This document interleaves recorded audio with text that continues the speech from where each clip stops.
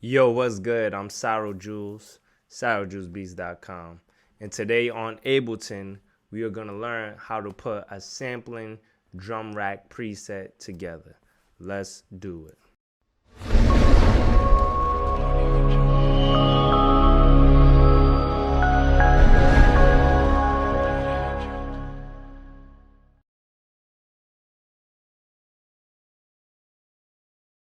Alright guys, we are now in Ableton and I'm going to show you how I set up my drum rack for sampling.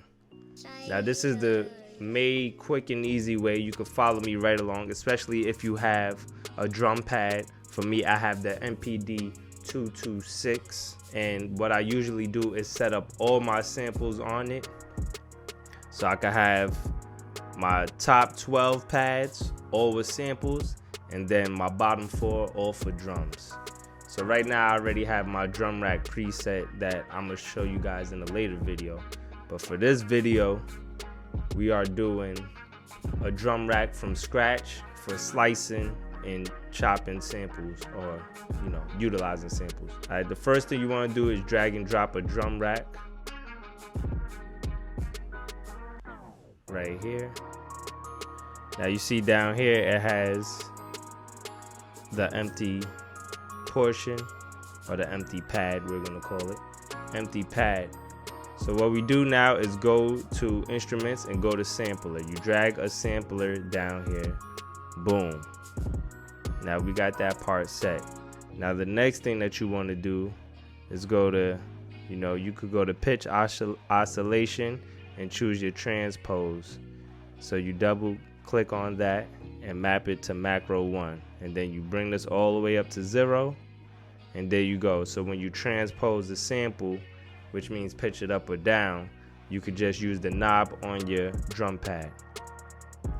And next, we're gonna go to filter and global, filter/global. So this transpose is on 1. So what you want to do is map whatever you want onto these macros. So for me, I'm gonna put the release all the way up, but what I'm gonna do is map it just in case I want to, do a shorter. So I'm gonna map that to macro 3. So push that all the way up. There we go. Now I can edit it. And then next, you want to go to velocity. You want to put that at 50. Boom, 50%. Now you can map this if you would like, but I don't map it. I just leave it at 50. You want to put voices down to 1. Now you might want your attack to be on this, so map that to macro 2. Therefore, it will be able to start the sample. If you don't want the beginning, it will cut it for you, curve it for you. All right, so next thing you want to do is open this up. Go to input output, go to choke and put 1. Like I showed you on the last video, the choke groups. So this way it comes already preset in there. All right, we close that up. Then the next thing, you could play around with anything that you want. You can map it to these macros, which are the knobs. So what I tend to do sometimes for my last macro is I'll go to filter. So I'll have the filter knobs. So therefore I'll be able to go through a different filter whenever I want. So I'm gonna map this to macro 4. Now what it's gonna do is, when I have this selected, you have to highlight this. All right, so once it goes to a certain point, I know that it will be changing filters. So I just find the filter. Usually I do it by sound, but you can edit that. So instead of me having the release, because I really don't need that, I will have this mapped.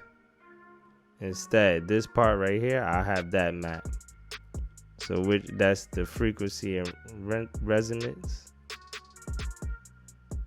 So I'll be able to so what I'll do, go to frequency and I'll map that instead. I think we gotta unmap this. So unmap from macro 3, boom. So now I could choose my filters and then just play with it. So I can push that all the way to the end. So whenever you will see me on the drum pad playing with my sample filters, this is the knobs that I play with. I filter through them, and then I'll find a part in the sample. Therefore, I'm playing with the filters in my sample easily. I usually like this one right here. Either I could go low end or I could go high. So this is like my favorite one right here. I'll start it right here, and then I just will bring it across so I won't have to. So basically, we got everything that we need. So usually I don't put that attack on there. I'll probably put the volume or something like that, but you want to bring this volume up just a little bit. So negative 4.50 decibels is pretty good for me. And we're pretty much set. So what you want to do is press the save button and save drum rack. And what you want to do is rename this, and what I'm gonna put is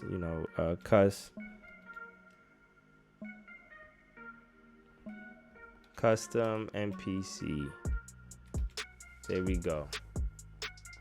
Enter. All right, so what it's gonna do is gonna save it in these presets. So what you want to do is take it and drag it to defaults and slicing. So we're gonna go to presets, we're gonna drag it to defaults. That's gonna open up slicing and drop it right there. Now it's in slicing. So when I open up, all right, we're gonna drag a sample in here. All right, let's get this guitar loop popping. All right, there we go. Guitar loop. What we're gonna do is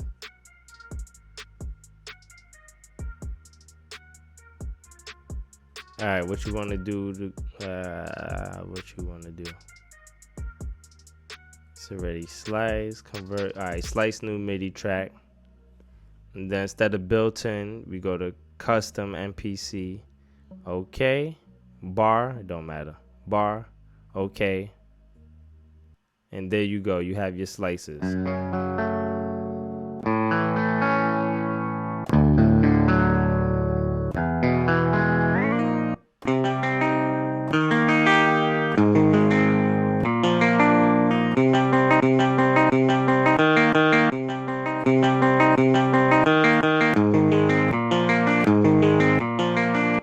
Pretty much that's it, guys. There you go. So we set up the MPC or our custom slice preset for drumming or anything like that. So what I'm gonna do, I'm gonna play an example for you. Highlight this, right? And then remember, like I showed you guys before, you want to be all right. So we don't need this anymore. Delete that, and it is right here. Right, so we scroll, hold command, and there you go. So this whole thing is empty for my drum rack to play. Now,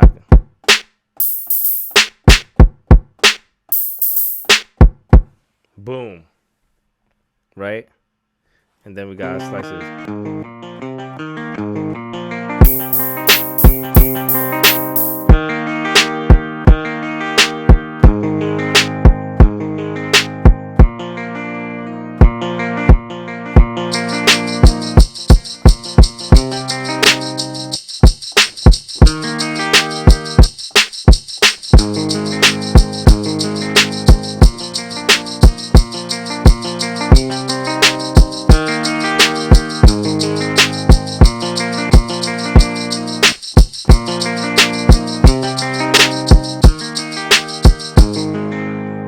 So that's pretty much how you set up the drum rack. I'm going to play this for y'all again.